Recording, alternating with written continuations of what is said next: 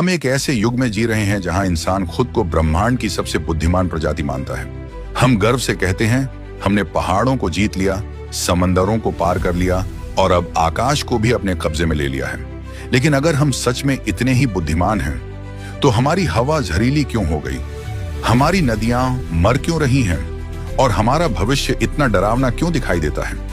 प्रकृति ने जीवन को कभी जटिल नहीं बनाया, उसने हर जीव को उतना ही दिया जितनी उसे जरूरत थी, ना ज्यादा ना कम।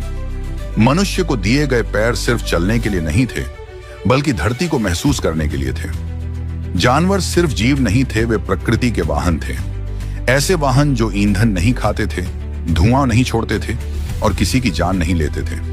लेकिन इंसान को रुकना पसंद नहीं था। उसे तेज चाहिए था, उसे आराम चाहिए था और सबसे ज्यादा नियंत्रण। उसने मशीनें बनाई, फिर मशीनों के लिए जंगल काटे, पहाड़ तोड़े और धरती की छाती चीर दी, और इस सब को एक नाम दे दिया गया, विकास। जहां कभी मिट्टी सांस लेती थी, वहां अब कंक्रीट सांस रोकता है। जहां बारिश जमीन में उतरती थी, वहां अब पानी बहकर नालियों में चला जाता है। हमने शहर बनाए, लेकिन इंसानों के रहने के लिए नहीं, मशीनों के चलने के लिए। और फिर हैरानी जताई कि शहरों में गर्मी क्यों बढ़ रही है। ज्यादा फसल पाने के लालच में हमने खेतों में जहर डालना शुरू किया। कीट मरे, लेकिन उनके साथ मरे वे पक्षी भी जो प्रकृति का संतुलन बनाए रखते थे। पक्षी मरे तो कीट और बढ़े, और फिर इंसान ने कहा और जहर चाहिए। यह एक ऐसा चक्र बन गया जिसमें जीत किसी की नहीं थी। जहां बारिश अपने आप होती थी, वहां जंगल काट दिए गए, और जब बारिश रुक गई तो हमने कहा हम बादल बनाएंगे।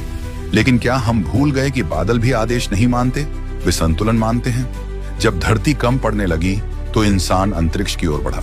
हजारों उपग्रह छोड़े गए, लाखों टुकड़े वहीं घूमते रह गए। अब अंतरिक्ष भी हमारी लापरवाही का चक्कर काट रहा है। अगर यह मलबा गिरे तो आग बन जाएगा, और अगर घूमता रहा तो एक जाल बन जाएगा, एक ऐसा जाल जिसमें हम खुद फंसेंगे।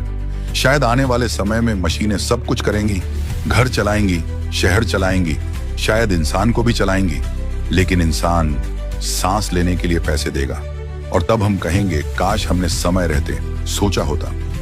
यह कहानी विकास के खिलाफ नहीं है, यह चेतावनी है बिना विवेक के विकास के खिलाफ। क्योंकि अगर कोई विकास